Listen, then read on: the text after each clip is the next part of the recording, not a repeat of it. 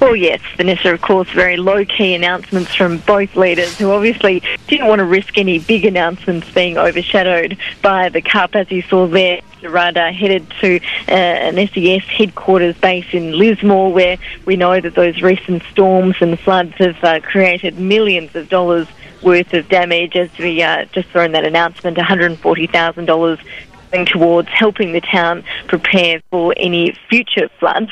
Mr Howard, on the other hand, he stayed in Sydney today. He headed to his electorate of Bennelong. He announced a plan to spend more than $3 million to improve community safety. He pledged to fit out Sydney's ride area with 50 closed-circuit TV cameras. Here's Mr Howard at that announcement in Bennelong earlier today. These cameras, these 50 closed-circuit television cameras, will be funded out of a national community anti-crime program which the Commonwealth Government is funding. Whilst the day-to-day maintenance of law and order and fighting crime is overwhelmingly a state responsibility, there are gaps, there are areas of need that are not being met by state government funding. Well, Ash, I guess we should ask, will the two leaders be taking time out to watch the Melbourne Cup with the rest of the nation today? Oh, of course they will be, Vanessa. John Howard has said that he will be tipping an Irish horse called Marla. He's going to attend a Melbourne Cup function in Sydney before he and his team will be flying interstate to a mystery location later this afternoon. In Lismore with Mr Rudd, we're expecting to be taken to a local RSL club to see how the Labour leader's pick, Maybe Better, does in the big race, and then we'll be heading back to Sydney later this evening. Well, what better way for you to spend the day, Ash, than on the hustings? All right, we'll touch base with you a bit later on in the afternoon. Okay, thanks, Vanessa. The Melbourne Cup has sidelined the relentless round of big election promises. John Howard spending the day in his Sydney electorate, while Kevin Rudd has gone to the Nationals' heartland on the New South Wales North Coast. Joining me from Canberra now, political correspondent Greg Jennett. So, Greg, the leaders appear to be leaving the day up to the horses. What are they up to? Well, Ros, it's not quite the race that stopped the campaign, but it certainly slowed the pace. The Prime Minister is in Bennelong and made a couple of local announcements this morning. There was $2 million for a family and community centre and also $700,000 for a network of surveillance cameras to tackle local crime in the area. And this is a direct intervention in an area of obvious state and local responsibility, but one John Howard says is completely justified.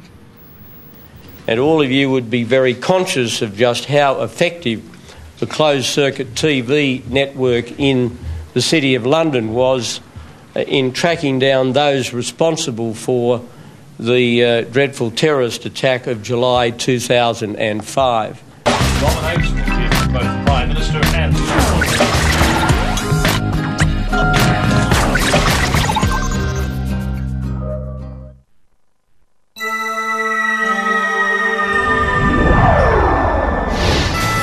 Tonight, Candid Camera, coming soon to a street near you.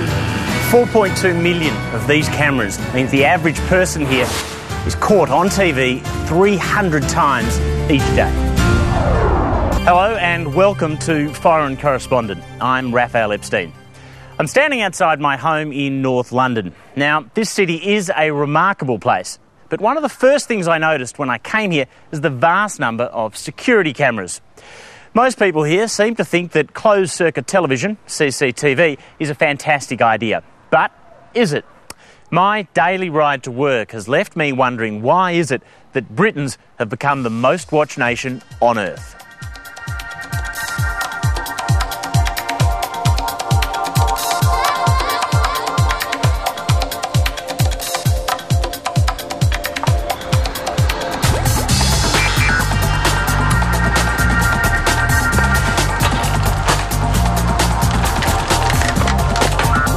My ride to work begins with the camera I can see from our kitchen window. There are 3 more within a few hundred metres of my home. And over the 10 or so kilometres to work, there are cameras almost every step of the way. In fact, they're almost everywhere you look in Europe's biggest city.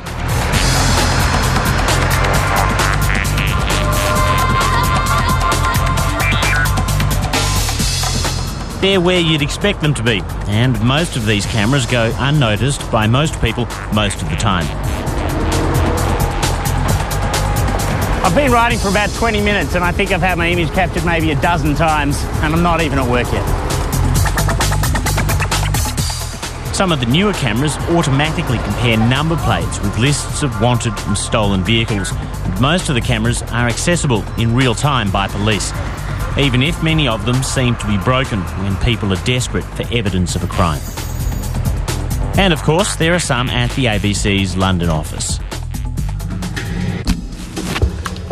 Britain has more CCTV cameras per head of population than any other nation on earth.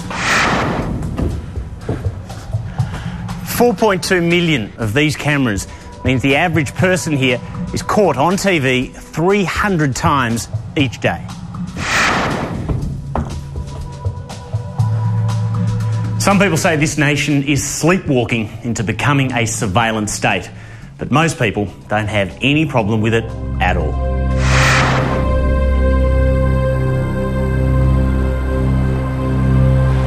On July the 5th, 2 years ago, CCTV cameras in Britain caught pictures of two very different crimes.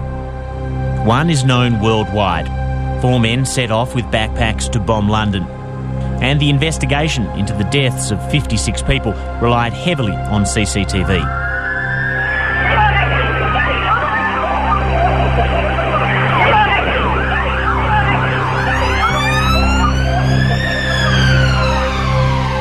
But there was another crime later that night, and it's the sort of incident most people in Britain think of when you say CCTV.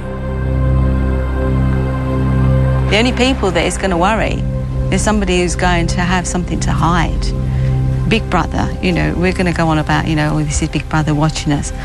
That night, I'm so glad Big Brother was watching something. Otherwise, we'd have been sitting here today saying, well, I don't know what happened. I just know Daniel ended up dead. Sandra Griffith's son, Andrew, is the young man on the left. On the right, in green, is his best friend, Daniel Pollen. Within minutes, Daniel had been killed in this random stabbing attack. Andrew's on the floor. Dan's tried to stop the punch by putting his hand out. You'll see on the CCTV the hand will go out. He can't do anything about it. He then sees the two of them actually sort of encroaching round on him. It's more like a really primeval type of thing. They're actually stalking him. And they go along and he gets punched on the jaw. And then, this all happens in just over 2 minutes. It's incredible. The 3 attackers were sent to jail because of this tape. Daniel died out of range of the camera. Andrew, who you can see, was lucky to survive. The stab wounds came within centimetres of his lungs. Cases like this are in part why Britons are obsessed with security cameras. No keeper, no tax, no insurance. A deep fear of crime and violence has many seeing these cameras as a solution, and the solutions are getting more varied and high-tech every week. Police are using cameras mounted on remote-control helicopters. Can I just step in? Some officers are using head cams whenever they attend calls on domestic violence. Excuse me, sir, you can't stop in the taxi room. Even parking officers are using video to gather evidence so fewer of their fines end up being appealed. They're novel, even quirky, but they're rarely controversial.